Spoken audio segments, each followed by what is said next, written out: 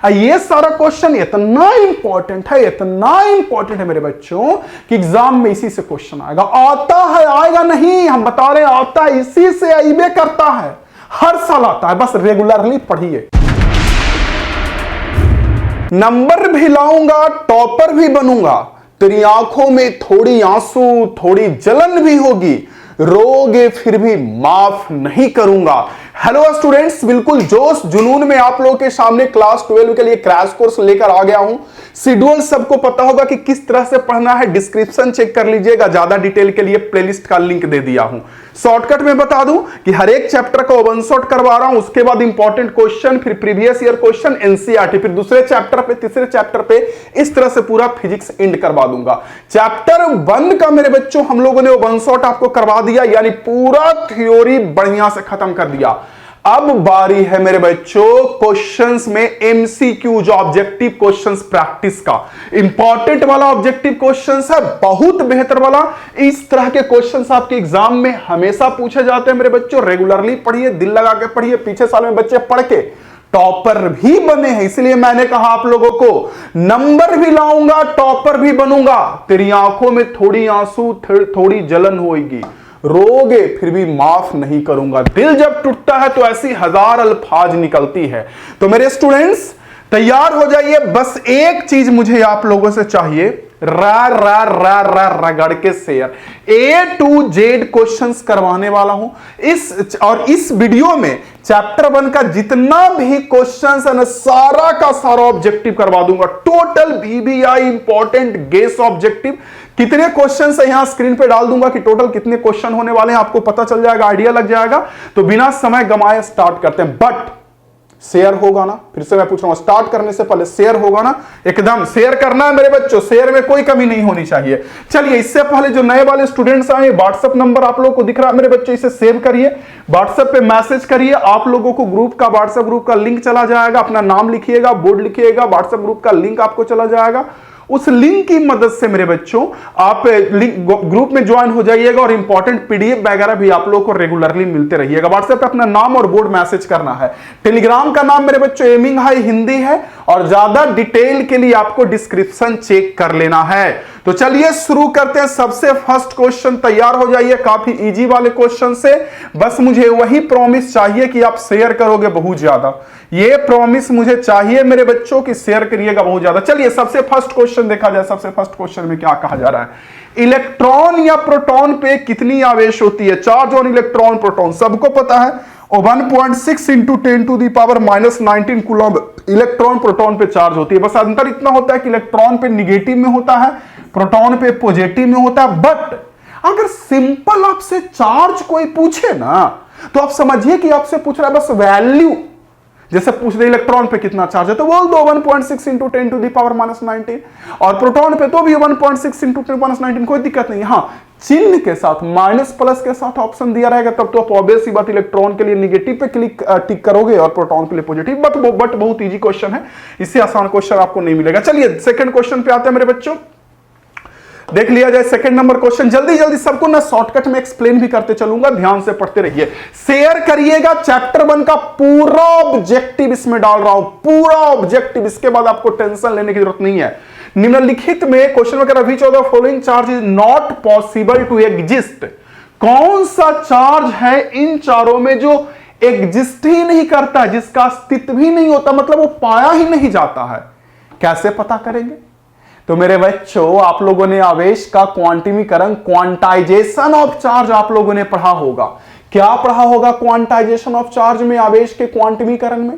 कि किसी बॉडी से जो इलेक्ट्रॉन निकलता है वो हमेशा इंटीजर में निकलता है, पूर्णांक में निकलता है ना। 1 इलेक्ट्रॉन निकलेगा, 2 निकलेगा, 3 निकलेगा, 4 निकलेगा। आपने ऐसे पढ़ा होगा मेरे बच्चों, यस और नो जी। तो आप चारों के लिए चेक कर लो कि किसके लिए इलेक्ट्रॉन का नंबर इंटीजर यानी पूर्णांक में है। जैसे कि मान लीजिए चार्ज आपको दिया हुआ है, आवेश दिया हुआ है ना चार्ज, तो इससे n निकालिए। अगर n का वैल्यू इंटीजर में आ गया पूर्णांक में, तो समझिए वो संभव है। और n का वैल्यू अगर डेसिमल में आ गया, दशमलव में, तो वो संभव नहीं है। अब 2.5 इलेक्ट्रॉन तो किसी बॉडी से नहीं निकलेगा, या 3.25 तो नहीं निकलेगा, या 5.25 तो नहीं निकलेगा। तो चलिए जल्दी जल्दी चारों को चेक कर लेते हैं, मेरे साथ आप भी बन रही है। चलिए चेक करते हैं। देखिए अगर मेरे बच्चों हम ए के लिए निकाले, देखिए ए के लिए अगर एन निकाले, फॉर्मूला आप लोगों ने पढ़ा होगा क्या, Q इक्वल टू एन, पढ़े हैं ना। तो यहां से एन निकालेंगे तो क्यू बाई, तो यहां से इलेक्ट्रॉन का नंबर एन निकाल लीजिए कि इतने चार्ज के लिए कितना इलेक्ट्रॉन का जरूरत होगा, या इतने चार्ज के लिए, इतने चार्ज के लिए, इतने चार्ज के लिए, जिसमें इंटीजर में है, पूर्णांक में आएगा वो संभव है। तो ए में के लिए अगर एन निकालेंगे, n equal to q by करेंगे मेरे बच्चों। क्यू की वैल्यू कितना है 3.2 इंटू 10 टू दी पावर -19 माइलोन, और ई की वैल्यू कितना है 1.6 इंटू 10 टू दी पावर -19, दोनों मर जाएगा, देखिए आ जाएगा दो इलेक्ट्रॉन, बिल्कुल संभव है। बी नंबर में अगर एन निकालेंगे सेम क्यू बाई 6.4, ये भी देखिए संभव है, 6.4 इंटू 10 टू दी पावर -19 करेंगे, और 1.6 इंटू 10 टू दी पावर -19 करेंगे, ये मर जाएगा 16 64 4 इलेक्ट्रॉन, ये दोनों पॉसिबल है। देखिए सी नंबर पॉसिबल नहीं है, देखिए मैं निकालता हूं सी में अगर एन निकालेंगे क्यू बाई करेंगे, क्यू की वैल्यू कितनी दे रखी है सी में देख लीजिए 2.4 into 10 to the power -19। Telegram पे जरूर ज्वाइन हो जाइएगा मेरे बच्चों, टेलीग्राम एमिंग हाई हिंदी पे ज्वाइन हो जाइएगा, वहां सारा इंपॉर्टेंट पीडीएफ वगैरह जो भी चीजें होंगी वो मिलते जाएगा। इसको सॉल्व करेंगे तो ये तो कट जाएगा, ठीक है, और ये आ जाएगा पॉइंट में, ठीक है, 8 दूनी 16 8 3 और बाई 2 यानी 1.5 आ जाएगा। 1.5 1.5 गो इलेक्ट्रॉन थोड़ी ना संभव है, मजाक थोड़ी करना है, 1.5 इलेक्ट्रॉन थोड़ी ना संभव। इसका सही आंसर सी। इन सारे क्वेश्चन को ना कॉपी में लिखते चलिए, जो क्रैश कोर्स वाला कॉपी बनवाया हूं ना, जिसमें पहले वन शॉट करवाया हूं आप लोगों को, वन शॉट के बाद मेरे बच्चों बोला हूं कि शॉर्ट नोट्स उसमें तैयार करिएगा, शॉर्ट नोट तैयार कर लिए होंगे, अब इंपॉर्टेंट क्वेश्चन लिखिए,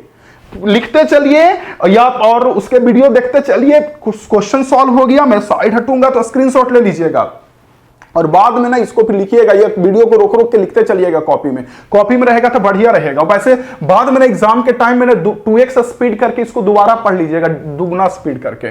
चलिए नेक्स्ट क्वेश्चन पे चलता हूं। इसके बाद 3 नंबर में क्या कर रहा है, पढ़िए जल्दी से। 3 नंबर में क्या कर रहा है, what is the number of electron required to develop the charge 1 coulomb on body. अच्छा, किसी बॉडी में 1 कूलम्ब आवेश उत्पन्न करने के लिए कितने इलेक्ट्रॉनों की जरूरत होती है, निकाल लीजिए।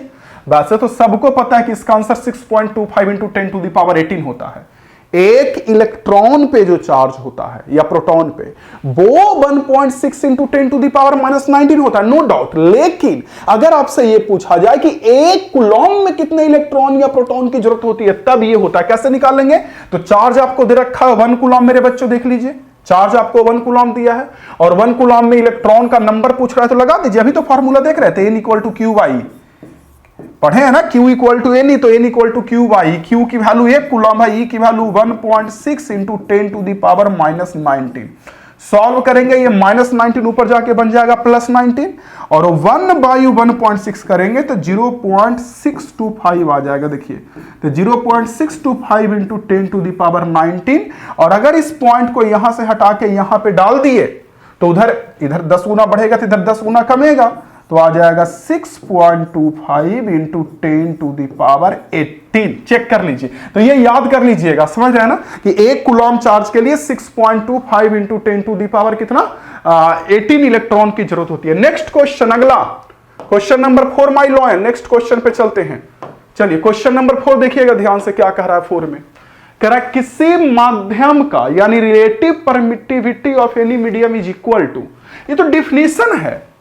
रिलेटिव परमिटिविटी जो होता है, जिसको आपेक्षिक परावैधुता बोलते हैं, वो किसके बराबर होता है। तो 2-3 तरीके से इसको परिभाषित किया जाता है, सब मैं लिख देता हूं, ठीक है। देखिए, एक तो रिलेटिव परमिटिविटी किसी भी मीडियम का निकालना हो, जैसे मान लीजिए कि तेल का रिलेटिव परमिटिविटी निकालना हो, या हिंदी में आपेक्षिक परावैधुता निकालना हो तेल का, तो तेल का परमिटिविटी यानी तेल का परावैधुता डिवाइडेड बाई मेरे बच्चों हवा का परावैधुता के बराबर होता है। यानी कि किसी भी माध्यम का या किसी भी मीडियम का अगर रिलेटिव परमिटिविटी यानी आपेक्षिक परावैधुता निकालना है, तो उस मीडियम का परमिटिविटी डिवाइडेड बाई वायु का परमिटिविटी, यानी उस माध्यम का आपेक्षिक, उस माध्यम का परावैधुता डिवाइडेड बाई वायु का परावैधुता होता है ना। समझे, नहीं समझ में आया मैंने क्या बोला। मैं बोला कि जैसे मान लीजिए आपको किसका मान लीजिए पानी का निकालना है, ठीक है, पानी का अपसलन आर निकालना है, रिलेटिव परमिटिविटी या अपेक्षिक परावैधुता निकालना है, ठीक। तो पानी का परावैधुता डिवाइडेड बाई हवा का परावैधुता के बराबर होगा।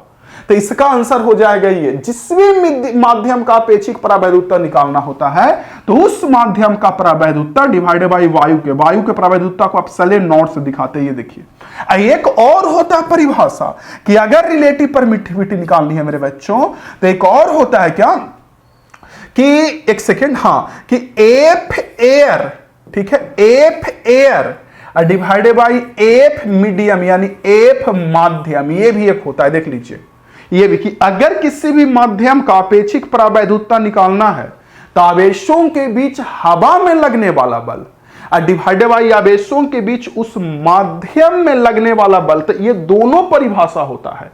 तो अभी ऑप्शन में ये वाला है तो ये याद रखेंगे। फिर से मैं बोल रहा हूं, अगर रिलेटिव परमिटिविटी निकालनी है तो उस माध्यम का परावैध उत्तर डिवाइडेड बाई वायु का परावैध उत्तर। जैसे मान लीजिए कि कोई माध्यम है पी मनी, एकदम बिल्कुल मेकअप लगा के आई है, एकदम खूब बढ़िया सुंदर, एकदम झकाझक बन के आई है और उनकी निकालनी है अपेक्षिक परावैध उत्तर रिलेटिव परमिटिविटी, तो कैसे निकालेंगे? तो पी मनी का परावैध उत्तर यानी परमिटिविटी डिवाइडेड बाई एयर का परमिटिविटी, ये होता है। क्लियर? चलिए 5 नंबर क्वेश्चन। अच्छा एक चीज और, कमेंट बॉक्स में ना क्वेश्चन का जवाब आप देते चलिएगा, ये काम जरूर करिएगा मेरे बच्चों। कमेंट बॉक्स में क्वेश्चन का जवाब देते चलिएगा, इससे एबीसीडी लिखते जाएंगे तो आपको याद भी होते जाएगा, ये मैं आप लोगों से आशा करूंगा। चलिए 5 नंबर बताइए जल्दी से, 5 नंबर में क्या कर रहा है, जल्दी पढ़िए 5 नंबर क्वेश्चन में क्या बोल रहा है, जल्दी करा। परावैधुतता यानी कि परमिटिविटी का एसआई यूनिट क्या है? हाय हलवा गोपाल क्वेश्चन है, निकाल लेते हैं। कैसे निकालेंगे परमिटिविटी का यूनिट? एक तो आपको पता होगा कि कूलॉम्ब स्क्वायर पर न्यूटन पर मीटर स्क्वायर होता है, इसका सही आंसर ए हो जाएगा। बट कैसे? तो देखिए आपने पढ़ा होगा बल का फॉर्मूला कि F इक्वल टू जो बल होता है दो आवेशों के बीच वो K(Q1 Q2 by are square होता है, कूलॉम्ब के नियम के अनुसार। पढ़े हैं क्या कि दो आवेशों के बीच जो बल लगेगा वो K(Q1 Q2 by are square होता है। और K के अगर मान की मैं बात करूं तो आपको पता होगा कि K का मान होता है 1/1/4 पाई परमिटिविटी, यही तो होता है परावैधुतता परमिटिविटी, ये होता है K का मान। तो यहां पे आपको परमिटिविटी का मात्रक पूछा जा रहा है। फॉर्मूला पता है, आपको पता है ना कि अगर कोई भी फॉर्मूला पता है तो उससे हम मात्रक निकाल सकते हैं। जैसे कि यहां परमिटिविटी निकालना है तो परमिटिविटी को छोड़ के यानी परावैधुतता को छोड़ के बाकी सबका मात्रक रख देंगे। यहां परावैधुतता को छोड़ के सबका मात्रक रख देंगे। जैसे देखिए एफ है बल, तो बल का मात्रक क्या होता है? न्यूटन। चलिए रख दीजिए। 4 ओवन तो ऊपर ओवन है, ओवन छोड़ दीजिए। 4 पाई एक नंबर है, नंबर का कोई मात्रक होता नहीं है, ठीक है, तो 4 पाई को हटा देते हैं, कट कर देते हैं। अब सले नोड को तो निकालना है तो इसी को लिख देते हैं पूरा, क्योंकि इसी का मात्रक निकालना है। ऊपर में Q1 Q2, तो Q1 भी कूलॉम्ब Q2 भी कूलॉम्ब, क्योंकि दोनों चार्ज है, दोनों आवेश है, तो कूलॉम्ब इंटू कूलॉम्ब क्या हो गया? ऊपर में कूलॉम्ब स्क्वायर और नीचे में आर स्क्वायर है डिस्टेंस, तो डिस्टेंस का स्क्वायर करेंगे तो मीटर स्क्वायर। तो यहां से अगर आप अपसले नोड का यूनिट निकालेंगे तो देखिए इसको इधर भेज दीजिए, इसको इधर भेज दीजिए, इधर अपसले नोड को भेजिएगा तो अपसले नोड इधर आ जाएगा मेरे बच्चों और न्यूटन इधर आ जाएगा। तो ऊपर में कूलॉम्ब स्क्वायर और नीचे में आ जाएगा न्यूटन, इधर डिवाइड में नीचे में आ जाएगा मीटर स्क्वायर। तो सॉल्व करेंगे तो आ जाएगा कूलॉम्ब स्क्वायर पर न्यूटन पर मीटर स्क्वायर। नहीं, ये न्यूटन ऊपर चला जाएगा तो पावर में -1, मीटर स्क्वायर ऊपर चला जाएगा तो पावर में -2। ये देखिए इसका आंसर ये होगा। आइडिया लगा कैसे बनेगा? जो आइडिया फिर से पूछा हूं, आइडिया लगा कैसे बना? जो कैसे बना ये बताइए। हमको अपसले नोड यानी कि परावैधुतता या परमिटिविटी का मात्रक पूछा जा रहा था। हमने क्या किया? तो हमने ये किया कि मेरे बच्चों कि फॉर्मूला लिख दिया, उसमें अपसले नोड को छोड़ के बाकी सबका यूनिट रख दिया और वहां से अपसले नोड का यूनिट निकाल लिया।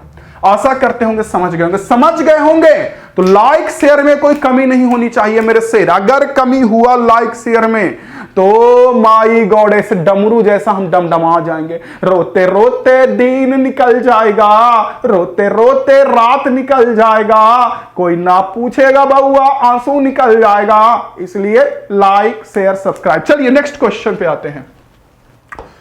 नेक्स्ट क्वेश्चन पे आते हैं मेरे बच्चों। 6 number question, 6 number question. 6 number question में क्या कहा जा रहा है ये बताइए। 6 में कहा है कि मुक्त आवेश की परावैधुतता होती यानी फ्री स्पेस। तो फ्री स्पेस की प्रवैधुता यानी कि मुक्त आकाश की प्रवैधुता, वही परमिटिविटी पूछ रहा है। अभी सारा क्वेश्चन परमिटिविटी से रिलेटेड है। आपसे अब सलेनॉइड पूछ रहा है। एप्सिलॉन की वैल्यू कितनी होती है? 8.85 इंटू 10⁻⁻12। यूनिट तो अभी हम लोगों ने देखा कूलॉम स्क्वायर पर न्यूटन पर मीटर स्क्वायर, यस और नो? अभी ने देखा हम लोगों ने इसके पहले वाले क्वेश्चन में, ये देखिए ना, भूल जाते हैं तुरंत बउआ। देखिए 5 नंबर क्वेश्चन में क्या करा, प्रवैधुता का मात्रा क्या था? कूलॉम स्क्वायर पर न्यूटन पर मीटर स्क्वायर, अभी देखा था ना हम। यस, तो इसका 6 का सही आंसर हो जाएगा ये। याद रखिएगा कि जो एप्सिलॉन का जो वैल्यू होता है, यानी मुक्त आकाश बोलिए, फ्री स्पेस बोलिए या वायु बोलिए, ठीक है, उसकी प्रवैधुता होती है 8.85 इंटू 10⁻⁻12। याद रखेंगे ये चीजें कि उसकी प्रवैधुता होती है 8.85 इंटू 10⁻⁻12। यस सर, चलिए ठीक है, आगे चलते। इसके बाद नेक्स्ट क्वेश्चन मेरे बच्चों 7 नंबर में आ गए। सही कथन बताएं। सही कथन कौन सा है वो बताना है। ये मेरे बच्चों क्वेश्चन जो कंप्लीटली कूलॉम के नियम से आधारित है। कूलॉम का नियम आप लोग को पता होगा बढ़िया से कि कूलॉम का नियम क्या कहता है। कूलॉम का नियम कहता है कि अगर हमने कहीं भी दो आवेश Q1 और Q2 रखा है कुछ दूरी पर, ठीक है, तो इतना तो सबको पता है कि समान आवेश रहेगा Q1 Q2 तो एक दूसरे को धक्का देगा, और विपरीत आवेश रहेगा तो एक दूसरे को आकर्षित करेगा। यही ना होता है। तो कूलॉम का नियम कहता है कि जो दोनों के बीच बल लगेगा वो किसका समानुपाती होगा? तो आवेशों का जो गुणनफल है Q1 Q2 इसका समानुपाती होता है। अब बीच का जो दूरी r है उसके स्क्वायर का व्युत्क्रमानुपाती होता है। ये देखिए आपको पता होगा। और इस समानुपाती चिन्ह को अगर हटाते हैं तो वहीं तो कांस्टेंट आता है 1/4 पाई एप्सिलॉन। कूलॉम के नियम में जो अभी हम लोग यूज किए थे फॉर्मूला थोड़ी देर पहले, तो यही होता है ना। तो आप देख लीजिए यहां से फॉर्मूला देखेंगे मेरे बच्चों, तो F इक्वल टू हो जाता है 1/4 pi epsilon Q1 Q2 by r square. देख रहे हैं? तो क्वेश्चन को, ऑप्शन को पढ़िए, कह रहा है दो सजातीय आवेशों के बीच आकर्षण बल। सजातीय आवेशों के बीच आकर्षण बल, यही गलत हो गया।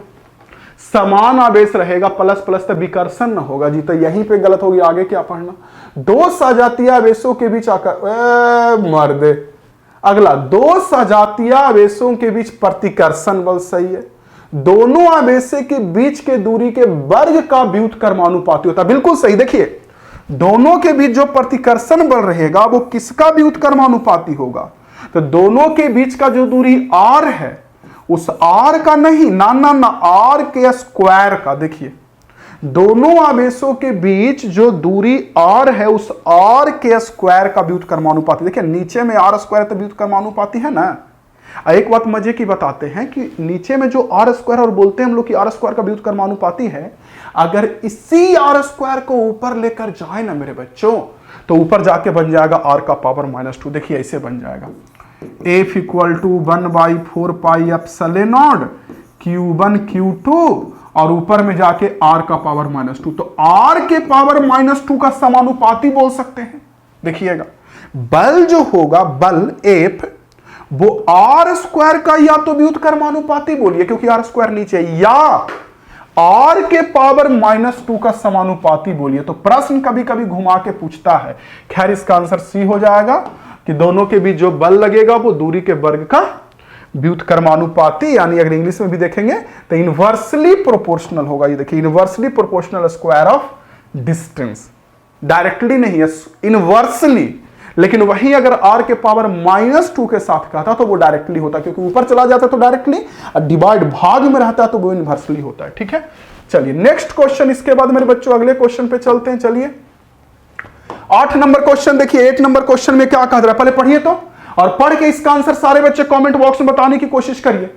अभी मैंने इस क्वेश्चन को बताया है, A to Z स्टूडेंट्स इस क्वेश्चन के आंसर को कमेंट बॉक्स में बताने की कोशिश करेंगे। पढ़िए, कह रहा r दूरी से विलग, यानी कि दो इलेक्ट्रॉन r दूरी से सेपरेटेड है। इलेक्ट्रॉन भी तो आवेश होता है।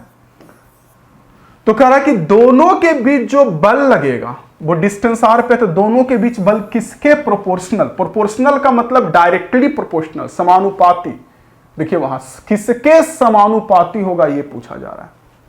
बताइए दोनों के बीच का बल किसके समानुपाती होगा? तो अगर हम यहां F इक्वल टू लिखेंगे तो K Q1 का वैल्यू E Q2 का value E by r square, और ऑप्शन देखिए सब r में दिया है।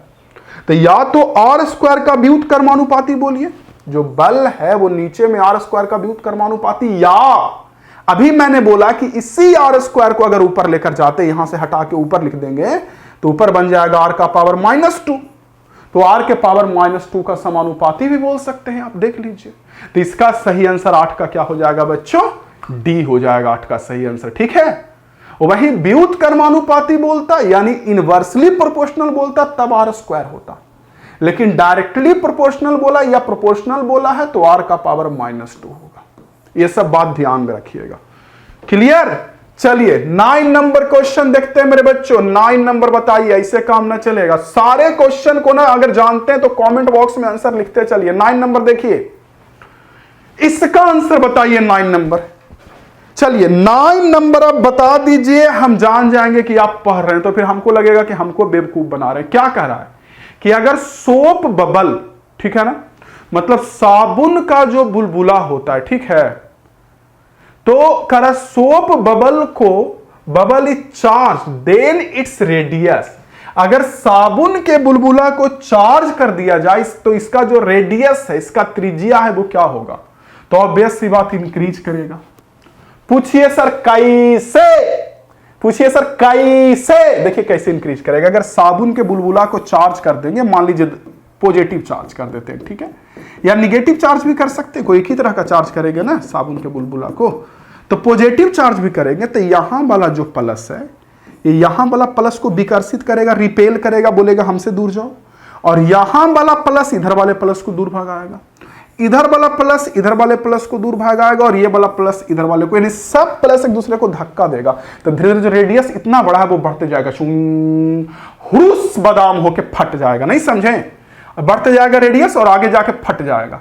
अगर ऋणात्मक आवेशित भी आप करेंगे, negative minus minus minus minus minus minus minus minus minus minus, तो एक माइनस मेरे बच्चों दूसरे माइनस को धक्का देगा, ऐसे करके इधर वाला माइनस भी इधर वाले को धक्का देगा, और इस तरह से इसका भी त्रिज्या बढ़ेगा ही बढ़ेगा। तो इसका आंसर हो जाएगा इंक्रीज, बढ़ती है, ठीक है।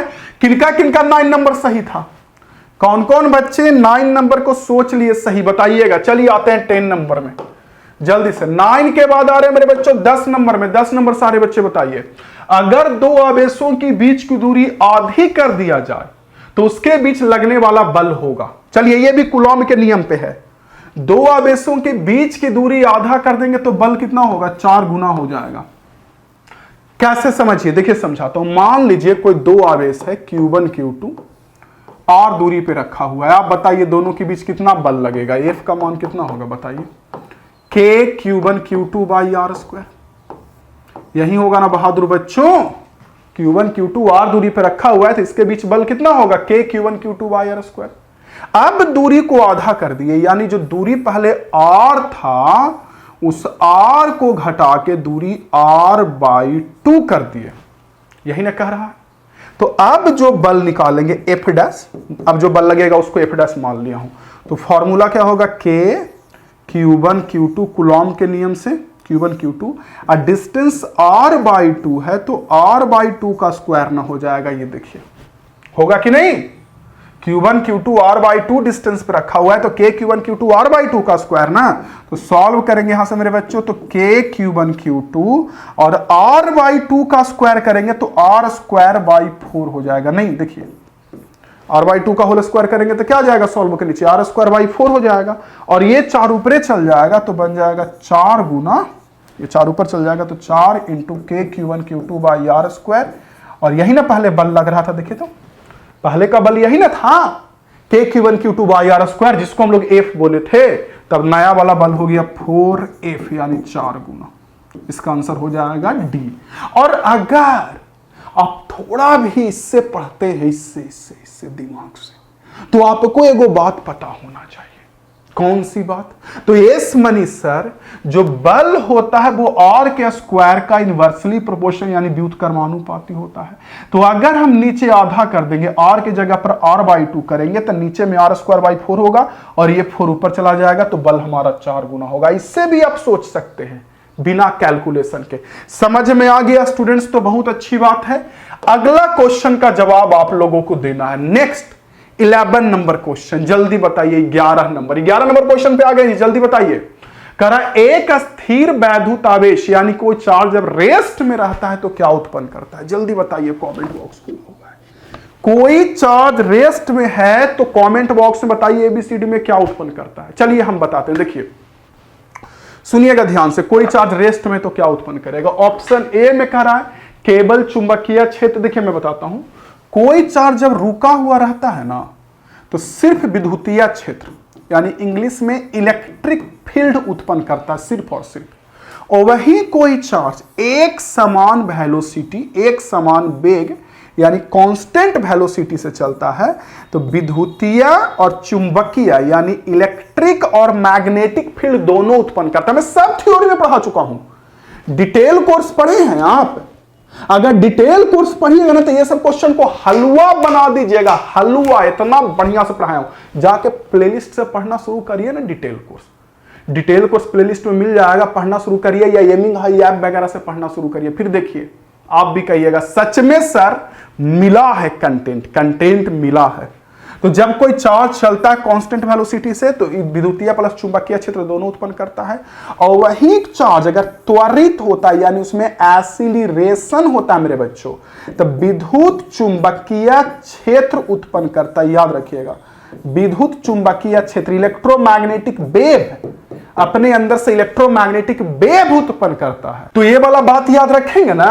अब पूरा डिटेल में पढ़ा दिया हूं भाई, कोई टेंशन न रखना है कि जब कोई चार्ज रेस्ट में रहता है तो सिर्फ विद्युतीय क्षेत्र, एक समान वेलोसिटी से चलता है तो दोनों क्षेत्र विद्युतीय चुंबकीय दोनों क्षेत्र, और वही त्वरित होता है तो विद्युत चुंबकीय क्षेत्र लिख दिया था। विद्युत चुंबकीय तरंग, भूत काट लिया है हमको भी सुबह जी, सुबह ही उठे ना तो सुबह ही मुर्गा काट लिया एकदम, सुबह ही जाके एकदम चिल्लाने लगे घर में। देखिए ना, इतना गलती हो रहा है कि गलती देख के लग रहा है कि सुबह ही मुर्गा काट लिया। एकदम मजाक नहीं कर रहा हूं, सच में इतना गलती हो रहा है ना कि सच में मुर्गा काट लिया। सुबह जाके एकदम सुबह ही आप लोग के लिए वीडियो रिकॉर्ड करना था, जल्दी ये सब तैयार करना था। जाके एकदम जाग के घर में सबको जगाने लगे तो बगल में जो मुर्गावा बैठा था वो सुन लिया एकदम कि तो हमारा काम ड्यूटी ही कर रहा है, जगाना काम मेरा है, ये जगा रहा है, हमारा तो जॉबे छीन लेगा। तो आया मुर्गावा सुबह ही काट लिया, एकदम चोचे में कस के मुंह में काट लिया। इसलिए लिखता हूं कुछ और हो जाता है गलती, क्या करें।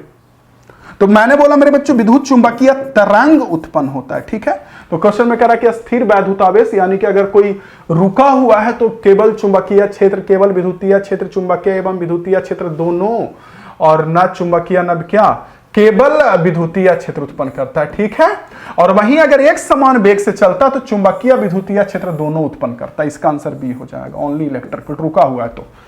चलिए इस स्क्रीनशॉट लेते जाइएगा। नेक्स्ट क्वेश्चन पे आते हैं मेरे बच्चों।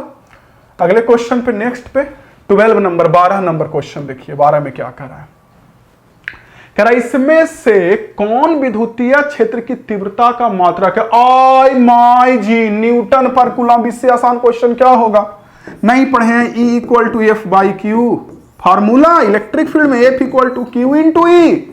डिटेल वाला कोर्स बबुआ, तो F equal to Q into E, तो E की वैल्यू F बाई क्यू। तो F का यूनिट हो गया न्यूटन, चार्ज का कूलम। सॉल्व करेंगे न्यूटन पर कूलम। और जानते हैं अगले चैप्टर के MCQ में दूंगा कि इसका एक और मात्रक होता है वोल्ट पर मीटर। इलेक्ट्रिक के फील्ड का, विद्युत क्षेत्र का, विद्युतीय क्षेत्र का एक और मात्रक होता है वोल्ट पर मीटर। न्यूटन पर कूलम बोलिए या वोल्ट पर मीटर, एक है। देखिए कैसे मैं बताता हूं। एक तो E equal to F by q होता है, ठीक। तो F का हो गया न्यूटन, ठीक, और चार्ज का हो गया कूलम, तो न्यूटन पर कूलम। एक और फॉर्मूला होता है बउआ।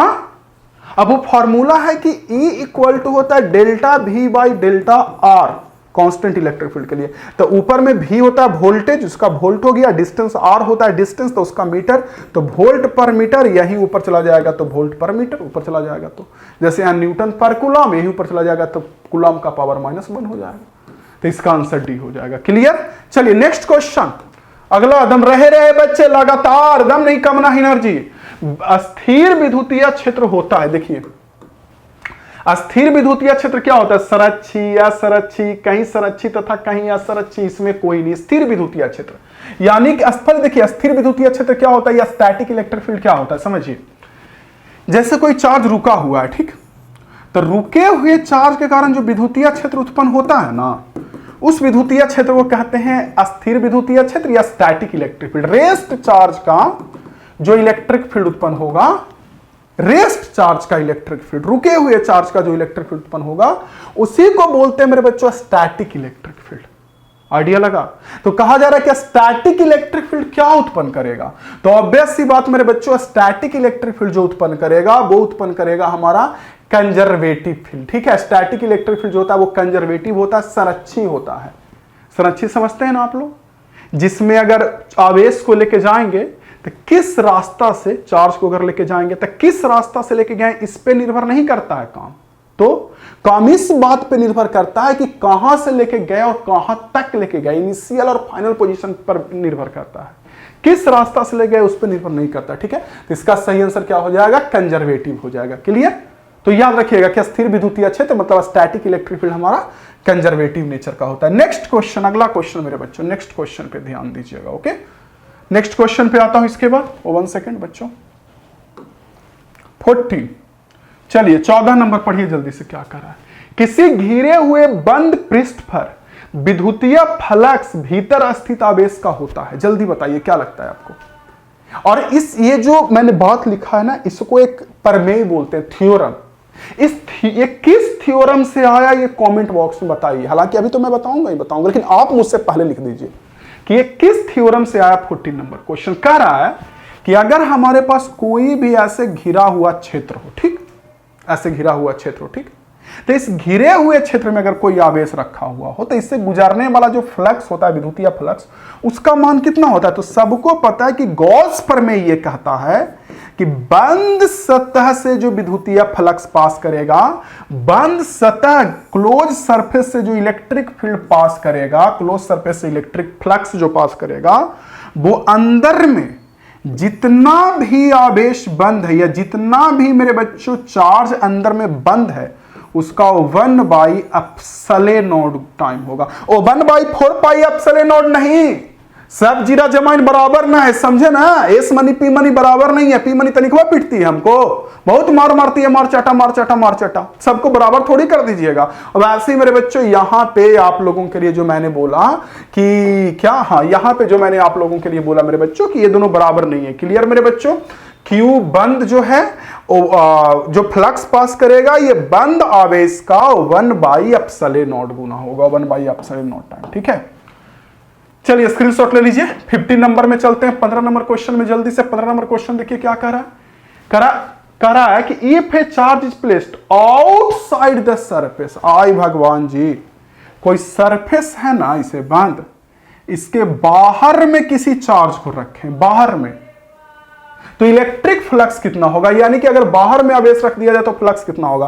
तभी ना गॉस बामा में देखे कि जो फ्लक्स होगा वो बंद आवेश का 1/ε0 गुना होगा। अभी ना गॉस बाबा में देखे, तो जब इस सतह के बाहर ना आवेश रखें, बहु अंदर तो कोई आवेश है ये नहीं है, यहां जो आवेश रखें वो इस सतह के बाहर ना रखें, अंदर में तो कोई आवेश है ये नहीं है। तो अंदर में जब आवेश नहीं तो क्यू बंद 0 ना हो गया, तो 1/ε0 इंटू बाहर में आवेश रखें तो बंद आवेश 0 हो गया, तो यहां से सॉल्व करेंगे तो फ्लक्स हमारा 0 हो जाएगा। इसका सही आंसर हमारा बी हो जाएगा। देख लीजिए, समझिए, दिमाग में डालिए। लग रहा है कि बी होगा? सोचिए, लग रहा है कि बी होगा कि अगर सतह के अंदर आवेश रखते तब एक अलग बात है, आवेश तो मैंने सतह के बाहर रख दिया, हाँ कि ना? और आवेश जब सतह के बाहर रखा तो फ्लक्स निकालेंगे तो वहां से फ्लक्स सॉल्व होके क्या आ जाएगा? 0 आ जाएगा। ओके, चलिए नेक्स्ट क्वेश्चन मेरे बच्चों, अगला क्वेश्चन 15 के बाद 16 नंबर देखिए। 16 नंबर, किसी आवेशी चालक के सतह बिंदु पर विद्युतीय क्षेत्र का मान होता है। देख लीजिए, अगर कोई चालक है, कंडक्टर है ऐसे, और इसको आवेशित कर दिए, तो इसका जो सतह बिंदु मतलब ये वाला जो बिंदु हुआ, सतह बिंदु, देख रहे हैं ना ये सतह बिंदु, तो इस सतह बिंदु पर कितने का होगा मेरे बच्चों? कह रहा है मान किसका? तो ऑब्वियस सी बात मेरे बच्चों, कह रहा है वैद्युत क्षेत्र का मान। तो याद रखिएगा कि जब कोई चालक आवेशित होता है ना, तो उसके सतह बिंदु पर वैद्युत क्षेत्र का मान σ/ε0 होता है, जहां सिग्मा होता है सरफेस चार्ज डेंसिटी, यानी सतहीय आवेश घनत्व जिसे हिंदी में बोलते हैं। एप्सिलॉन तो आप लोग जानते हैं, वायु का परावैद्युतता 8.85 इंटू 10⁻⁻12। बहुआ अगर ना पढ़े हैं समझ के डिटेल कोर्स तो कम से कम रट लीजिए, ठीक है ना, बढ़िया से थोड़ा थोड़ा समझते जाइए, रटते जाइए, नैया पार लग जाएगा। न तो आगे मैया मैया हो जाएगा बहुआ, शादी विवाह भी ना होगा, 12th फेल होइएगा तो अगुआ ना आएगा, ना पढ़िएगा तो लड़की वाला के कोई, लड़का वाला के कोई पूछता है जी, ना पढ़ते हैं तो कोई ना पूछता है, फेल हो जाइएगा था। पढ़ना शुरू करिए। तो याद रखिएगा कि सतह पर, मैं चालक के बारे में 2-3 बात बताता हूं। देखिए चालक का जो सतह है वो वहां वैद्युत क्षेत्र सिग्मा बाई एप्सिलॉन नॉट होता है, साथ साथ में जो वैद्युत क्षेत्र होता है ना चालक पे, वो सतह पर सीधा लंबवत होता है। जैसे यहां पे सतह है तो इस सतह पे इधर लंबवत होगा, और देखिए यहां सतह है तो इस सतह पे सीधा इधर लंबवत होगा, यहां सतह है तो इधर लंबवत होगा, यहां सतह है तो इधर लंबवत होगा, लंबवत परपेंडिकुलर, सीधा सतह पर सरफेस पर परपेंडिकुलर होता है। और वैल्यू कितना होता है? Sigma by epsilon not. अच्छा एक बात और जानते हैं, अगर चादर हो, पतला आवेशित चादर, क्या बोले, अगर कोई चादर हो पतला आवेशित चादर, जो पतला हो, एकदम पतला, एकदम थीन, तो उसके कारण जो वैद्युत क्षेत्र होता है वो सिग्मा बाई 2 एप्सिलॉन नॉट होता है। याद रखिएगा, कंफ्यूज मत करिएगा। चालक के सतह पर सिग्मा बाई एप्सिलॉन नॉट, और कोई पतला थीन शीट हो, पतला चादर हो, उसको आवेशित कर दिया तो सिग्मा बाई 2 एप्सिलॉन नॉट, ठीक है। और वही मोटा कोई चादर अगर हो, ठीक, मोटा कोई चादर को हमने आवेशित कर दिया है, मोटा, जिसमें 2-2 लेयर हो, इधर भी आवेश इधर भी आवेश, मोटा दोनों तरफ, इधर ऐसे तो इधर भी आवेश इधर, मोटा मोटा, तो उसके कारण होता है सिग्मा बाई एप्सिलॉन नॉट। तो जितना मोटा चालक के कारण होता है उतना ही चालक के सतह पर होता है, उतना ही, और उसका आधा पतले के कारण होता है, ठीक है। तो क्वेश्चन में पूछा है मेरे बच्चों, चार्ज कंडक्टर, तो सिग्मा बाई एप्सिलॉन नॉट, ठीक है। नेक्स्ट क्वेश्चन पे आते हैं, अगला क्वेश्चन, नेक्स्ट क्वेश्चन 17 नंबर, देखिए क्या कह रहा है। आवेशित खोखले चालक के अंदर, अच्छा हाँ वो तो हम बताइए नहीं किए, भूल गए। देखिए मैं इसके पहले वाला बताता हूं, एक सेकंड रुकिएगा। देखिए इतना पढ़ाया ना, तो मैंने ये तो बताया आपको कि सतह पर आवेश वैद्युत क्षेत्र होता है सिग्मा बाई एप्सिलॉन नॉट, और सतह के अगर अंदर की बात करें, सरफेस के अंदर का, इधर सतह के अगर अंदर की बात करें, सरफेस के अंदर, तो सरफेस के अंदर में वैद्युत क्षेत्र 0 होता है। ये सब याद रखिएगा, चालक के अंदर में वैद्युत क्षेत्र 0, बाहर सिग्मा बाई एप्सिलॉन नॉट, पतले के कारण सिग्मा बाई 2 एप्सिलॉन, मोटे कारण सिग्मा बाई एप्सिलॉन नॉट, ठीक है। पतला चादर, मोटा चादर। चलिए नेक्स्ट क्वेश्चन चलते हैं, 17 नंबर। कह रहा है कि इनसाइड ए, पढ़िए, inside the charge hollow spherical conductor electric field intensity, obvious बात, अंदर में इलेक्ट्रिक फील्ड 0 हो जाता है। कोई भी चालक के अंदर में इलेक्ट्रिक फील्ड 0 होता है, और इसी को ना एक नाम दिया जाता है, इस घटना को इलेक्ट्रोस्टैटिक शील्डिंग, वैद्युत क्षेत्र परिरक्षण। मतलब कि अगर मान लीजिए कहीं बिजली कड़क रहा है ना, तो कहा जाता है कि कार के अंदर घुस जाइए, चलते हुए कार के अंदर, ताकि बिजली अगर गिरे भी ना तो अंदर, तो चालक का बना हुआ है कार, तो कार के अंदर करंट ना लगेगा आपको, क्योंकि अंदर में वैद्युत क्षेत्र 0 होता है। कोई भी चालक है और उसको आपने आवेशित कर दिया तो अंदर सतह पर होता है वैद्युत क्षेत्र, अंदर में 0 होता है, ठीक। चलिए 18 नंबर क्वेश्चन देखिए क्या कर रहा है। आवेशित खोखले गोले के अंदर विद्युत क्षेत्र की तीव्रता, अरे आवेशित खोखले गोले के अंदर विद्युत क्षेत्र की तीव्रता, इसके पहले क्या था, आवेशित खोखले गोलीय चालक के अंदर, भगवान जी एक के चीज बात दोनों है, शून्य होगा और क्या होगा। आवेशित खोखले गोले के अंदर वैद्युत क्षेत्र की तीव्रता क्या हो जाएगा, 19 नंबर देखिए 19। एक आवेशित चालक के सतह बिंदु पर विद्युतीय क्षेत्र की तीव्रता होती है। एक आवेशित चालक के सतह बिंदु पर विद्युतीय क्षेत्र की तीव्रता है। आवेशित चालक के सतह बिंदु पर क्या होता है, अभी ना मैंने बताया सतह के लंबवत, परपेंडिकुलर टू सरफेस। अभी ना मैंने बताया कि कोई भी चालक को अगर आपने आवेशित कर दिया और इसके सरफेस पर यहां पे अगर वैद्युत क्षेत्र देखेंगे तो लंबवत, यहां लंबवत, यहां लंबवत, हमेशा चालक के सतह पर, आगे जाके भले इधर मुड़ जाएगा, तिरछे हो जाएगा अलग बात है, लेकिन सतह पर तो बउआ लंबवते रहेगा, सतह पर एकदम लंबवत रहेगा बउआ, कहीं कोई दिक्कत ना होगा, सतह पर एकदम लंबवत रहना ही रहना है, हर हाल में रहना है। आइडिया लगा मेरे स्टूडेंट्स को। तो एक आवेशित चालक के सतह बिंदु पर विद्युतीय क्षेत्र की तीव्रता क्या होती है, सतह के लंबवत होती है। अगला क्वेश्चन, नेक्स्ट क्वेश्चन 19 के बाद 20 नंबर देखिए चालक पदार्थ से बने यानी electric field intensity due to thin infinitely charge conductor. Thin अभी ना बोले पतरका के कारण, अभी ना बताए थे कि पतरका के कारण कितना वैद्युत क्षेत्र होगा, पतला चादर के कारण, पतला सीट के कारण सिग्मा बाई 2 एप्सिलॉन नॉट। अब मोटा बोलता तो सिग्मा बाई एप्सिलॉन नॉट, अभी ना बताया मैंने। इसका सही आंसर सी होगा। कंफ्यूज मत करिएगा, सिग्मा होता है सतह आवेश घनत्व, सरफेस चार्ज डेंसिटी। सुनिए, सिग्मा होता है सतह आवेश घनत्व, surface charge density. Okay, next question 20 के बाद 21 नंबर में क्या कह रहा है, पढ़िए। किसी बिंदु आवेश Q यानी magnitude of electric field due two point charge Q at distance R। पढ़िए, देखिए तो क्वेश्चन में कह रहा है मेरे बच्चों कि अगर हमारे पास कोई पॉइंट चार्ज Q है, एग्जांपल के लिए ऐसे देखिए हमारे पास Q है, तो इससे R दूरी पर वैद्युत क्षेत्र कितना होगा ये पूछ रहा है। Q के कारण R दूरी पर वैद्युत क्षेत्र कितना होगा? तो सबको पता है कि आवेश Q के कारण R दूरी पर वैद्युत क्षेत्र होता है KQ/R²। देखिए, अगर वैद्युत विभव निकालेंगे R दूरी पर, तो वैद्युत विभव का नाम होता है वैल्यू होता है KQ/R, और वैद्युत क्षेत्र का वैल्यू होता है KQ/R²। ये सारा क्वेश्चन इतना इंपॉर्टेंट है, इतना इंपॉर्टेंट है मेरे बच्चों कि एग्जाम में इसी से क्वेश्चन आएगा। आता है, आएगा नहीं, हम बता रहे हैं आता है, इसी से आईबे करता है, हर साल आता है, बस रेगुलरली पढ़िए। तो मैंने बोला मेरे बच्चे इसकी वैल्यू हो जाएगी KQ/R²। वैद्युत विभव बोलता तो KQ/R, और K का मान पता है ना इलेक्ट्रोस्टैटिक्स में 1/4πε0, और ये टोटल का मान कितना होता है 1/4πε0 का 9 × 10⁹ होता है ना बउआ, इसका मान 9 × 10⁹, और एप्सिलॉन का जो मान होता है वो 8.85 × 10⁻12। तो ये हो जाएगा, आप ये बोल सकते हैं KQ/R² याद रखें ना, KQ/R²। हाँ, तो K हो गया K, ये हो गया K, ये Q/R²। इसका सही आंसर B हो जाएगा। वैद्युत विभव बोलता यानी पोटेंशियल बोलता तो KQ/R होता, ना कि R²। फिर से बोल रहा हूं, पोटेंशियल में KQ/R होता है। नेक्स्ट क्वेश्चन मेरे बच्चों अगला 22 नंबर देखिए क्या कर रहा है। Which of the following is a vector quantity. कौन वेक्टर? ऑब्वियस सी बात, इलेक्ट्रिक फील्ड वेक्टर है। इसी के पास ना दिशा होता है, पता है ना कि अगर कोई धन आवेश होता है तो उसके कारण वैद्युत क्षेत्र धन आवेश से दूर जाता है, तो दूर जाता है तो दिशा होता है वैद्युत क्षेत्र में, और जिसके पास दिशा होता है वही वेक्टर होता है ना। डायरेक्शन जिसके पास होता है, जिसके पास डायरेक्शन होता है वही वेक्टर होता है ना।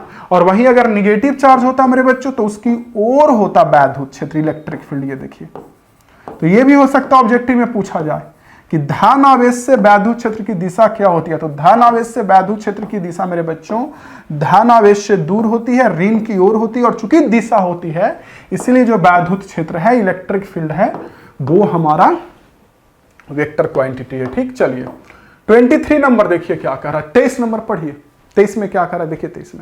23 में कहा जा रहा है मेरे बच्चों, gravitational force and electric force between two electron separated by some distance Fg और Fe, यानी कि दो इलेक्ट्रॉन को कुछ दूरी पर रखें, उसके भी जो ग्रेविटेशनल फोर्स लग रहा है, यानी कहने का मतलब मेरे बच्चों गुरुत्वाकर्षण बल, वो गुरुत्वाकर्षण बल Fg है, और जो विद्युतीय बल लग रहा है वो हमारा Fe है। तो दोनों का अनुपात क्या होगा? ठीक है, तो देखिए, अगर आप दिल लगा के पढ़ते और थोड़ा भी पता होगा आपको कि ग्रेविटेशनल फोर्स जो होता है, गुरुत्वाकर्षण बल, वो बहुत छोटा होता है। छोटा ना, बहुत छोटा होता है। तो ऊपर में बहुत छोटा है, नीचे में इलेक्ट्रिक फोर्स बहुत बड़ा है। तो बहुत छोटा बटा बहुत बड़ा करेंगे तो बहुत छोटा आ जाएगा। किसी भी भाग में ऊपर बहुत छोटा हो और नीचे बहुत बड़ा हुआ, दोनों को भाग करेंगे तो काट के बहुत छोटा ना आएगा का? तो यहां पे इसका आंसर ये हो जाएगा। खैर हम निकाल देते हैं, टेंशन मत लीजिए। चलिए देखिए, दो इलेक्ट्रॉन कुछ दूरी पे रखा गया है, E जो दिख रहा है R दूरी पर मान लीजिए रखा गया है मेरे बच्चों, यस। इलेक्ट्रॉन का द्रव्यमान me है, यहां भी me। तो बताइए दोनों के बीच गुरुत्वाकर्षण बल कितने का लगेगा? ऑब्वियस सी बात, Gm1m2/r²। पता होगा, जहां G की वैल्यू, गुरुत्वाकर्षण बल ऐसे निकालते हैं Gm1m2/r², और इलेक्ट्रिक बल यानी वैद्युतीय बल कितने का लगेगा? Kq1q2/r²। दोनों का भाग कर दीजिए। दोनों का अगर अनुपात पूछ रहा है, रेशियो पूछ रहा है, भाग करिएगा तो r² से r² घोलट जाएगा। कितना आ जाएगा? ऊपर बचेगा Gm1m2 और नीचे में बचेगा Kq1q2। सबका मान रख दीजिए। G का मान पता होगा 6.67 × 10⁻11। अगर 11th या 9th पढ़े होंगे तो पता होगा। m1 जो इलेक्ट्रॉन का द्रव्यमान होता है वो 9.1 into 10 to the power -31 kg। दूसरा भी हमारा इलेक्ट्रॉन है, देखिए दोनों इलेक्ट्रॉन है, तो इसका भी m2 भी हो जाएगा 9.1 इंटू -31। चलिए हो गया। और नीचे में k q1 q2, तो k का तो मान पता है कि 1/4 पाई एप्सिलॉन नॉट होता है, k 1/4 पाई एप्सिलॉन होता है, जिसके वैल्यू होती है कितना 9 into 10 to the power 9। q1 electron का सबको पता है 1.6 इंटू 10 टू द पावर -19, और q2 भी सबको पता है। चैनल को सब्सक्राइब करिएगा और शेयर करिएगा मेरे बच्चों। -19 सॉल्व करेंगे तो यहां से वैल्यू हमारा क्या हो जाएगा, आ जाएगा, ठीक है, वो आ जाएगा वैल्यू। लगभग में, एग्जैक्ट नहीं मैच करेगा, हो सकता है लगभग में मैच करे, चेक कर लीजिएगा। चलिए नेक्स्ट क्वेश्चन सॉल्व कर लीजिएगा, इसको काट छाट कर लीजिएगा, सबका वैल्यू रख के। गुरुत्वाकर्षण बल और विद्युतीय बल का अनुपात पूछा जा रहा था। 24, जल्दी जल्दी हम पूरा क्वेश्चन पहले खत्म कर देते हैं। 24 नंबर, 24 नंबर, ध्यान से देखिए 24 में क्या करा है कि अगर किसी गोले को 10 माइक्रोकूलम का आवेश हो, 10 माइक्रोकूलम का चार्ज दिए हैं, ठीक है, तो उससे इलेक्ट्रिक फ्लक्स कितने का पास करेगा। क्वेश्चन तो बड़ा आसान है, लेकिन दिक्कत तब हो जाता है जब बच्चा से ये क्वेश्चन बनता नहीं है। कह रहा है कि कोई हमारे पास गोला है, कोई चालक है, कितना आवेश दिए इस गोले को बताइए, 10 माइक्रोकूलम, ठीक है। इस गोला को जो आवेश दिए हैं वो 10 माइक्रोकूलम, क्यू की वैल्यू दिए हैं 10 माइक्रोकूलम, यानी 10 गुना, माइक्रो होता है 10 का पावर -6 कूलम, ठीक है। अगर आपको यूनिट बदलने नहीं आता है तो यूट्यूब पे सर्च करिएगा how to convert unit easily by aiming high, इतना जरूर लिखिएगा तो आपको वीडियो आ जाएगा, देख लीजिएगा। वैसे मैं बता दूं कि माइक्रो का मान होता है 10 का पावर -6, तो 10 माइक्रोकूलम का आवेश दिया, तो कह रहा है कि फ्लक्स कितने से पास करेगा। देखिए आवेश दिया और फ्लक्स पूछ रहा है, तो दिमाग में आता है गॉस थ्योरम, है कि ना। कैसे फ्लक्स निकालना रहेगा तो बंद आवेश बटा एप्सिलॉन नॉट कर देंगे, यही तो लोग करते हैं, बंद आवेश Q enclosed by epsilon not. परंतु मेरे बंधु एक बात तो है कि अगर वैसे निकालिएगा और एप्सिलॉन नॉट का वैल्यू पुट करिएगा 8.85 इंटू 10 टू द पावर -12, तो आंसर ही नहीं मैच करेगा। मैच करेगा, कैसे मैच करेगा सब बताते। देखिए फ्लक्स पूछ रहा है, समझिएगा, फ्लक्स पूछ रहा है, फ्लक्स कैसे निकलेगा बताइए। ऑब्वियस ही बात, गॉस थ्योरम से फ्लक्स निकाल लेंगे, क्यू बंद बाई एप्सिलॉन नॉट। अब क्यू बंद तो आपको पता है 10 माइक्रोकूलम, यानी 10 गुना 10 का पावर -6। बात रही कि एप्सिलॉन नॉट का मान कितना रखें। अब देखिए अगर बच्चे एप्सिलॉन नॉट का मान 8.85 इंटू 10 टू द पावर -12 रखते हैं, तो ऑप्शन देखिए तो सब पाई में दिया है, देखिए 36 पाई पाई पाई, तो ऑप्शन ही नहीं मैच करेगा। तो एक काम है, एक उपाय बनता है कि आप एप्सिलॉन नॉट का मान रख दीजिए 8.85 इंटू -12, सॉल्व कर लीजिए और सब ऑप्शन में पाई पाई का मान रखते जाइए और फिर देख लीजिए कि किससे आंसर मैच कर रहा है। ऑप्शन में भी पाई पाई रख के निकाल लीजिए आंसर, और आंसर तो आपका ही जाएगा एप्सिलॉन नॉट का मान रखने पे 8.85 इंटू -12 रखिएगा तो। लेकिन एक दूसरा उपाय क्या है, देखिए दूसरा उपाय क्या है, मुझे एक बात बताइए, ऑप्शन आपका पाई में दिया हुआ है ना, आंसर है पाई में निकाल लेते हैं। एस मनी के लॉयन शेर बहादुर न है जी, का इतना लंबा करेंगे कि पाई रख के निकालेंगे। कैसे निकालेंगे, देखिए आपको पता है कि 1/4 पाई एप्सिलॉन नॉट का मान होता है 9 इंटू 10 टू द पावर 9, ठीक है। सिर्फ एप्सिलॉन नॉट का मान होता है 8.85 इंटू 10 टू द पावर -12, और इसका मान होता है इतना टोटल का। तो यहां से एप्सिलॉन नॉट निकाल लें क्या, यहां से, और उसको पुट कर देंगे, पाई आ जाए। देखिए यहां से एप्सिलॉन निकालेंगे तो इधर डिवाइड में आ जाएगा, तो कितना आ जाएगा एप्सिलॉन को value 4 pi 9 into 10 to the power 9, यही आएगा ना। देखिए ना, इसको इधर भेज दिया, उसको उधर भेज दिया, और वो वाला एप्सिलॉन यहां पुट कर देते हो 1/4 पाई 9 इंटू 10 टू द पावर 9। चला बउआ सॉल्व करा, हो गई, खत्म, चलो भाई खत्म। और 4 pi 9 into 10 to the power 9 अगर करेंगे भी मेरे बच्चों यहां से, तो देखिए -6 प्लस 9 जाएगा तो बचेगा +3, और ये 10 मिलके बन जाएगा +4, और 9 × 36, 36 pi into 10 to the power 4। बाकी तो फ्लक्स का यूनिट जो है वो चेक कर लीजिएगा सही है कि गलत है, यानी इसका सही आंसर हमारा बी हो जाएगा। आइडिया लगा, आइडिया लगा, अच्छा क्वेश्चन था ना। नेक्स्ट क्वेश्चन पे आते हैं, अगले क्वेश्चन पे। आप लोग नोट करिएगा तो नोट कर लीजिए, स्क्रीनशॉट लीजिएगा तो लीजिए जल्दी से। आप लोग स्क्रीनशॉट लेने में कोताही करते हैं, जल्दी लीजिए एकदम, कहीं कोई रोक ठोक ना बउआ, एकदम हिलाइले चलेंगे, पूरा क्वेश्चन खत्म करेंगे। 25 नंबर क्वेश्चन, कह रहा है कि 2 कूलम और 6 कूलम का दो चार्ज है और 12 न्यूटन का फोर्स दोनों के बीच लग रहा है। पढ़िए, देख रहे हैं, 2 कूलम और 6 कूलम के बीच 12 न्यूटन का फोर्स लग रहा है। कह रहा है दोनों को -2 कूलम चार्ज देंगे तब कितने का फोर्स लगेगा। देख रहे हैं, 2 कूलम 6 कूलम का दो चार्ज है मेरे बच्चों, 12 न्यूटन के फोर्स से रिपेल कर रहा है। अब कह रहा है दोनों को -2 देंगे तब कितने का फोर्स लगेगा। अच्छा, यानी एक 2 कूलम का है, एक 6 कूलम का है, और दोनों के बीच जो फोर्स लग रहा है वो 12 न्यूटन का। ठीक, अब कह रहा है कि दोनों को -2 देंगे, यानी इसको भी -2 कूलम देंगे। आई माई जी, तो आसान क्वेश्चन हो गया। कैसे? मेरे शेर मेरे लॉ, यानी 2 कूलम को -2 कूलम देंगे मेरे बच्चों, तो 2 और -2 मिलके 0 कूलम ना बन जाएगा बउआ ना। एक 2 था, एक 6 था, और दोनों को -2 दे दिए, तो 2 को -2 देंगे तो ये 0 ना बन जाएगा, 6 को -2 देंगे तब तो 4 बन जाएगा। तो a का बेस 0 हो गया, तो नया वाला जो बल निकालेंगे तो वो 0 ना होगा, k इंटू Q1 हो गया 0, और Q2 हो गया 4 बाई r स्क्वायर करेंगे तो ये 0 ना आ जाएगा नया वाला बल। तो क्वेश्चन इस तरह से सेटे करके दिया है। पढ़िए, देखिए कि आपसे इजी से बन जाए, जानबूझ के बनाने के लिए क्वेश्चन दिया कि बने। चलिए 26 नंबर, 26 नंबर देखिए, 26 नंबर में क्या कर रहा है। पढ़िए पहले आराम से, क्योंकि इस क्वेश्चन में थोड़ा विराम की जरूरत है। पढ़िए, देखिए क्या कर रहा है। कह रहा है if dielectric constant of an dielectric is epsilon r. ठीक, तो डाइलेक्ट्रिक कांस्टेंट मेरे बच्चों डाइलेक्ट्रिक का एप्सिलॉन आर है, and 2 point charge placed inside it, दो चार्ज को इसके अंदर रखे हैं, और उस चार्ज के बीच फोर्स लग रहा है कितने का, F। क्लियर, F लग रहा है, उसके अंदर रखे हैं तो F बल लग रहा है।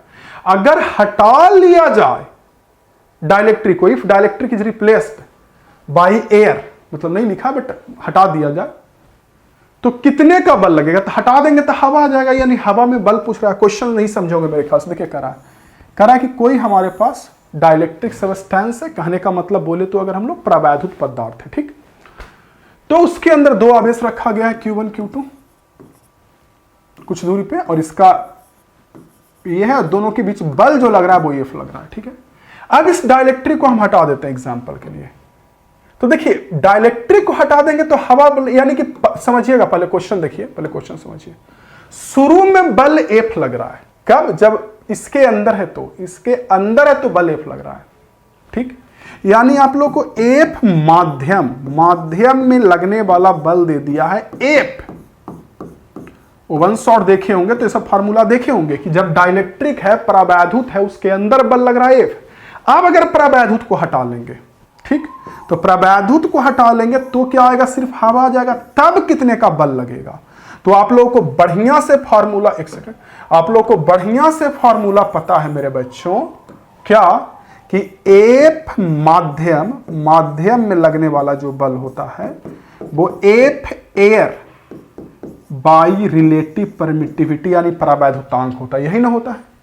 F मीडियम, देख लीजिए, F मीडियम यानी जो मीडियम में लगने वाला बल होता है वो एयर यानी हवा में लगने वाला बल बाई रिलेटिव परमिटिविटी। तो बच्चा इस क्वेश्चन में गलती करता है, क्योंकि उसको लगता है कि जो F दिया वो हवा में लगने वाला बल दिया है, तो यहां हवा में लगने वाला बल F रखेगा और यहां रिलेटिव परमिटिविटी आई देख के आंसर बता देगा लास्ट वाला D, आंसर D बोल देगा, जबकि गलत। ये जो F दिया वो परावैद्युतांक के अंदर बल लग रहा है, यानी F equal to F air by ear, और आपसे F एयर वायु में बल पूछ रहा है, कह रहा परावैद्युतांक हटा देंगे तब कितने का बल लगेगा, तो ये दोनों इंटू हो जाएगा, तो ER इंटू F हो जाएगा, यानी इसका सही आंसर क्या हो जाएगा, B। ये क्वेश्चन समझ में आया कि नहीं कमेंट बॉक्स में बताइए। फिर से रिपीट कर रहा हूं कि माध्यम में लगने वाला बल है, तो ये क्वेश्चन समझ में आया कि नहीं कमेंट बॉक्स में जरूर बताइए मेरे बच्चों, क्योंकि कई बार बच्चों को नहीं समझ में ये क्वेश्चन आता है। समझ में आया तो बताइए कमेंट बॉक्स में, और इसका स्क्रीनशॉट लीजिए, जल्दी से लीजिए स्क्रीनशॉट। ओके माय स्टूडेंट्स, ले लिए स्क्रीनशॉट। नेक्स्ट क्वेश्चन में चलते, सारे क्वेश्चन को ना बढ़िया से रेगुलरली रिवीजन करिएगा। चलिए 27 नंबर देखिए, करा अनंत लंबाई यानी कि लॉन्ग रॉड है तो उसके कारण कितना इलेक्ट्रिक फील्ड यानी वैद्युत क्षेत्र आता है, अनंत लंबाई के रॉड के कारण। ठीक है, जैसे मान लीजिए कोई रॉड है जो कि काफी लंबा है, मतलब बहुत लंबा है मेरे बच्चों, ठीक है, और इसके कारण कितना वैद्युत क्षेत्र आता है। गॉस प्रमेय अगर पढ़े होंगे मुझसे, याद होगा आपको, तो गॉस प्रमेय का मेरे बच्चों हम लोगों ने 4 एप्लीकेशन पढ़ा था, याद करिए। उसमें एक एप्लीकेशन ये भी था कि अनंत लंबाई के रॉड के कारण कितना वैद्युत क्षेत्र आता है। तो आपको याद होगा कि वैद्युत क्षेत्र आता है वो आता है 2k लेमडा बाई आर, जहां k का मान तो सबको पता है कि 2 हुआ 2, k का मान होता है 1/4 पाई एप्सिलॉन नॉट, जो पढ़े हैं इलेक्ट्रोस्टैट्स में। लैम्डा होता है मेरे बच्चों रैखिक आवेश घनत्व यानी linear charge density. Gauss theorem का एप्लीकेशन पढ़िएगा, 2k लेमडा बाई आर। तो यहां से सॉल्व करेंगे मेरे बच्चों तो 2 से 2 कट जाएगा, तो ऊपर में लैम्डा हो गया, नीचे में 2 पाई एप्सिलॉन नॉट आर, तो lambda by 2 pi epsilon not r, ये इसका आंसर हो जाएगा, बी हो जाएगा। देखिए आप लोग को मैंने कहा था कि रट लीजिएगा, इस पे एनसीईआरटी में न्यूमेरिकल भी है। एनसीईआरटी का जो क्वेश्चन करवाऊंगा तो अच्छे से आइडिया भी लगेगा कि अगर कोई रॉड बड़ा है तो उसके कारण आर डिस्टेंस पे इलेक्ट्रिक फील्ड आता है 2 के lambda by r. Next question मेरे बच्चों 28 देखिए, 28 में क्या कहा जा रहा है। 28 में बोला जा रहा है हमको कि कूलॉम बल क्या है, coulombian force, central force, electric force, दोनों, केंद्रीय बल, विद्युतीय बल, दोनों ना है कूलॉम्बियन बल। कूलॉम्बियन बल जो है वो दोनों के दोनों ना है। कैसे? देखिए कूलॉम बल के बारे में बोला जा रहा है मेरे बच्चों।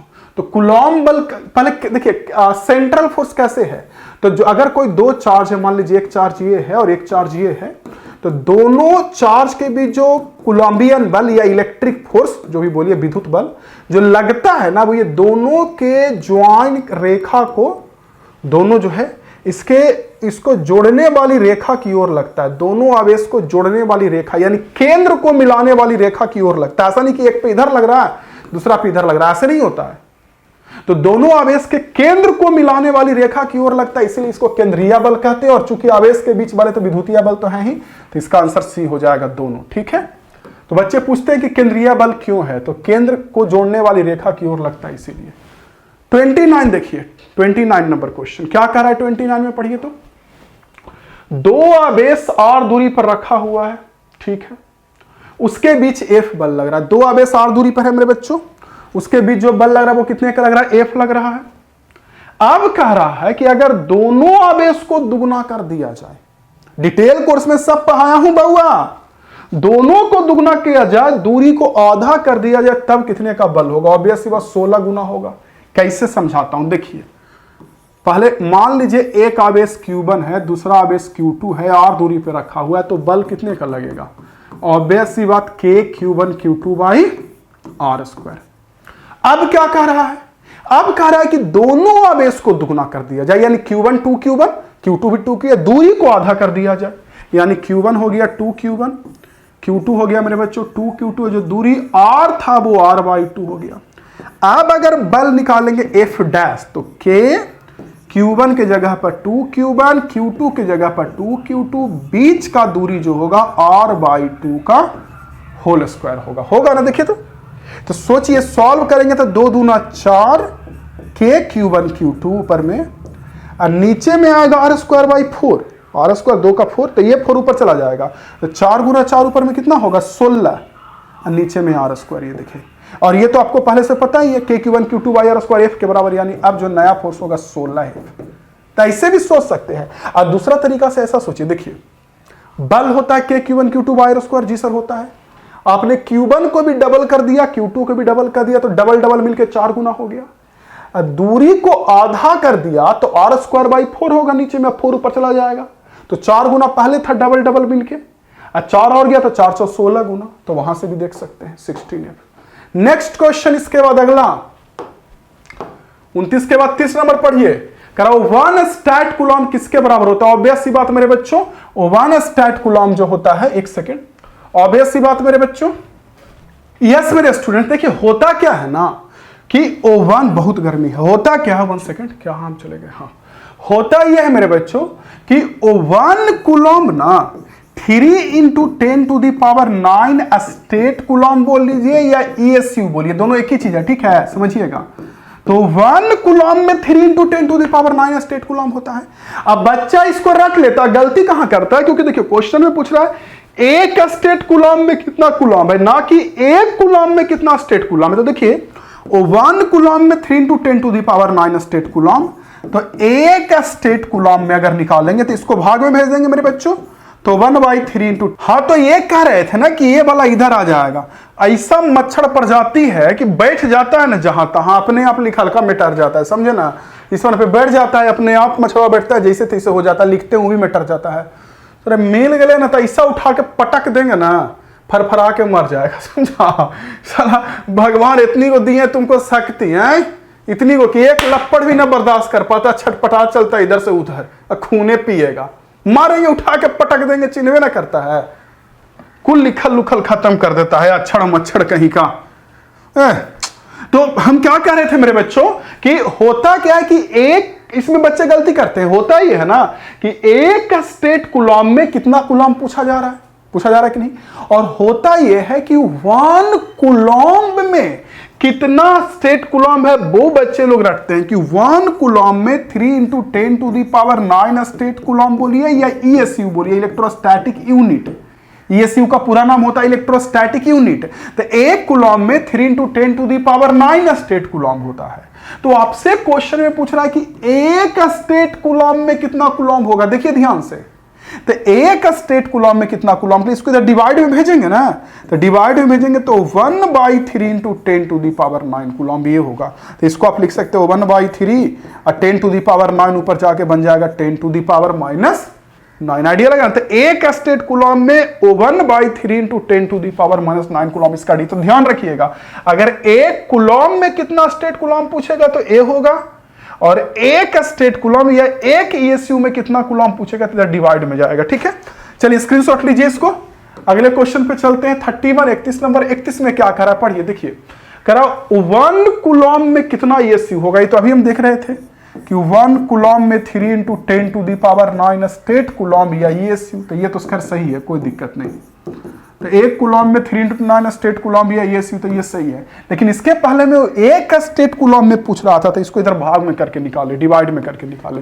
नेक्स्ट क्वेश्चन 32 बच्चों, ट्राई करिए 32। देखिए तो बहुत आसान क्वेश्चन है, कमेंट बॉक्स में आप लोग आंसर बताइए 32 में क्या कर रहा है। करा 1 कूलम वह आवेश है जो शून्य में 1 मीटर की दूरी पर स्थित समान आवेश पर बल लगाता है। जल्दी बताइए, क्वेश्चन में कह रहा है मेरे बच्चों, ये देखिए ध्यान से देखिएगा क्वेश्चन में क्या कह रहा है। क्वेश्चन में कहा जा रहा है मेरे बच्चों कि 1 कूलम वह आवेश है जो शून्य में 1 मीटर की दूरी पर स्थित समान आवेश पर, शून्य मतलब कहने का मतलब वायु निर्वात में, शून्य का मतलब हो गया कहने का मतलब मेरे बच्चों वायु में मतलब निर्वात में, ठीक ना। तो कह रहा है कि 1 कूलम वह आवेश है जो निर्वात में रखेंगे अगर 1 कूलम को, तो समान आवेश पर कितना बल लगाएगा, बताइए। कह रहा 1 कूलम वह आवेश है जो शून्य में 1 मीटर की दूरी पर स्थित समान आवेश पर, यानी 1 कूलम पे 1 मीटर की दूरी पर रखेंगे तो कितना बल लगेगा शून्य में। तो बल का फार्मूला क्या होता है, K/Q1Q2/r²। कूलम का नियम तो रगड़ के पढ़े होंगे। K की वैल्यू 9 × 10⁹ और 1 कूलम आवेश के बारे में बोला जा रहा है, दूसरा भी आवेश 1 ही कूलम का है क्योंकि समान आवेश पे बल पूछ रहा है, और डिस्टेंस 1 मीटर का स्क्वायर। सॉल्व करेंगे, यहां से आ जाएगा 9 × 10⁹ न्यूटन। तो इसका सही आंसर हो जाएगा हमारा C32। चलिए नेक्स्ट क्वेश्चन 33, एकदम रगड़ के बच्चों, शेयर ना होगा बाप जी तो न मजा ना आएगा बहुआ। चलिए 33 चेक करिए जल्दी से। 33 में क्या कह रहा है, 33 में कह रहा है कि एक सरल रेखा पर बराबर दूरी पर स्थित 3 बिंदु आवेश क्रमशः इतना इतना इतना रखा गया। अच्छा, सीधा रेखा पर एक +3Q का आवेश है, ये देखिए, यस सर। उसके बाद एक +Q का रखा गया बीच में, यस सर। और एक तीसरा आवेश Q का रखा गया समान दूरी पर है, यानी कि अगर ये दूरी R है तो ये भी दूरी हमारा कितना हो जाएगा, R हो जाएगा, ठीक, यस। तो कह रहा है कि यदि +Q, ये जो बीच में आवेश है +Q पर कुल परिणामी बल 0 हो, मतलब इस पे कुल बल 0 हो, तो Q इसका मान, यानी देखिए ये 3 आवेश रखा गया, बीच वाला पे बल अगर 0 है तो ये कितने का होगा, बीच वाला पे 4 0। देखिए थोड़ा भी अगर अध्यारोपण का सिद्धांत पढ़े होंगे डिटेल कोर्स में, सुपरपोजिशन का, और डिटेल कोर्स तो पढ़े होंगे ना बउआ, जितना बढ़िया पढ़ाए, एक बार डिटेल कोर्स पढ़िए, क्रैश कोर्स पढ़िए, कोई रोकेगा टॉपर बनने से, पढ़ के देखिए, दीवाना बन जाइएगा, दीवाना एकदम, ये हाल हो जाएगा। तो हम आपको बोले मेरे बच्चों कि +3Q Q और यहां कैपिटल Q है, तो कह रहा है कि इस पे बीच वाले पे कुल बल 0 हो। बीच वाला पे कुल बल क्या है? 0। जैसे चार्ज A हो गया, B हो गया, C हो गया। तो थोड़ा भी बहुत बढ़िया से पढ़े होंगे तो आपको पता होगा कि चूंकि ये बिल्कुल बीचों बीच में रखा हुआ है और इधर +3Q है, तो ये भी +3Q होना चाहिए, क्योंकि दोनों 3Q रहेगा तब बीच वाला पे बल 0 हो जाएगा। और नहीं तो निकाल लीजिए, दिक्कत क्या है, निकाल लीजिए ना मैथमेटिकली। निकालने में क्या जाता है, देखिए ये बीच वाला C पर कौन कौन बल लगाएगा। C पर देखिए बीच वाला पे कौन लगाएगा, A लगाएगा, B लगाएगा, A इधर लगाएगा, अध्यारोपण के सिद्धांत में पढ़े होंगे, A इधर धक्का देगा इधर, और जो B है मेरे बच्चों वो इधर धक्का देगा। और बीच वाले इस पर कुल बल 0 है, तो कुल बल कब 0 होगा? जब जितना से ये इधर धक्का दे यानी FA लगाए, उतना से B इधर धक्का दे यानी FB लगाए। तो कुल बल तभी 0 होगा जब FA बराबर FB। तो A कितने का बल इस पे लगाएगा? K इंटू A का charge 3Q into Q by distance R²। ठीक है, यस। अब B इस पर इधर कितने का लगाएगा? दोनों को बराबर क्यों किए, समझे ना? क्योंकि जितना से ये इधर धक्का देगा उतना से ये इधर धक्का देगा, यानी FA और FB बराबर रहेगा तो दोनों बल 0 हो जाएगा नेट। दो बल विपरीत दिशा में समान मान का रहेगा तो कुल कितने का आ जाएगा? नेट 0 आ जाएगा। ओके, तो ये लगाएगा K इंटू ये Q इंटू Q, ये लगाएगा Q बाई बीच का डिस्टेंस R² मर के से K मर गया। ठीक है, एक Q से Q मर गया, कैपिटल Q की वैल्यू 3Q। यही तो मैंने कहा था आप लोगों को, तो कैपिटल Q की वैल्यू +3Q ही आ जाएगा। और प्लस क्यों ये होगा? क्योंकि प्लस रहेगा तब ना इधर धक्का देगा। ये प्लस है तो इधर धक्का दिया, तो ये भी प्लस रहेगा तब ना इस बीच वाले प्लस को इधर धक्का देगा, तब ना दोनों बैलेंस करेगा। ठीक है, नेक्स्ट क्वेश्चन अगला स्क्रीनशॉट ले लीजिए। सारे को बच्चों कॉपी में नोट करिएगा और हमको भेजिएगा। तो जरा हमको व्हाट्सएप पर जो नंबर है ना आप लोगों के पास, उस पर जरा मैसेज करके भेजिएगा। अगला, किसी अचालक पदार्थ को आवेश देने पर वितरित हो जाता है। देखिए अचालक है, ध्यान दीजिए, नन कंडक्टर है मेरे बच्चों। तो आप लोग यहां पे ऑलमोस्ट बच्चे आंसर क्या बताएंगे ना, बाहरी सतह पर। पक्का ऑलमोस्ट स्टूडेंट बता देंगे सतह पर, जबकि गलत हो जाएगा। क्यों? क्योंकि चालक नहीं है, लोहा नहीं। अगर चालक बोलता ना, चालक को आवेश देते हैं तो बाहरी सतह पर जमा होता है। हमेशा अंदर में रखिएगा तो ऑटोमेटिक बाहर आ जाएगा। चालक में जैसे लोहा हो गया, एल्युमिनियम हो गया, लेकिन लकड़ी हो गया चालक, प्लास्टिक हो गया चालक, ये सबको आवेश देंगे तो जहां देंगे आवेश वो वहीं रह जाएगा। वो जहां पे आवेश दीजिएगा वहीं रह जाएगा, यानी कहीं नहीं वितरित होता है। ठीक है, कहीं नहीं अंदर सोने छटपटाता है। ओके, ठीक है, 1 सेकंड मेरे बच्चों। चलिए इतने क्वेश्चन है। ओके, ठीक है, तो आशा करते हैं स्टूडेंट्स कि आपको बहुत बढ़िया से ये समझ में आ गया होगा, काफी अच्छी तरीके से। कैसा लगा जरूर बताइएगा। व्हाट्सएप नंबर जो है हम लोगों का, उस व्हाट्सएप नंबर पे मेरे बच्चों मैसेज जरूर करिएगा अपना नाम लिख करके। टेलीग्राम चैनल पे जुड़ जाइएगा और एमिंग हाई ऐप ना जरूर प्ले स्टोर से इंस्टॉल कर लीजिएगा डिटेल कोर्स के लिए। डिटेल कोर्स के लिए प्ले स्टोर से एमिंग हाई एप्लीकेशन जो है वो इंस्टॉल कर लीजिएगा। कोई प्रॉब्लम होगा व्हाट्सएप पे मैसेज करिएगा चैनल को। और मेरे बच्चों लक्ष्य पूरा साफ है कि सब्सक्राइबर, लाइक, शेयर धड़ाधड़ होना चाहिए एकदम सब्सक्राइबर में कमी ना जीना, लाइक में कमी ना जीना, शेयर में कमी ना जीना। तो लेता हूं अलविदा।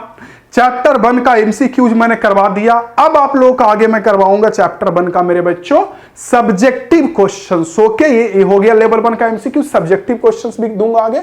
दिल लगा के पढ़ते रहिए, मन लगा के पढ़ते रहिए। मेहनत काफी किया हूं, शेयर भी जरूर करिएगा। मिलता हूं आपसे अगले क्लास में। जय हिंद, वंदे मातरम।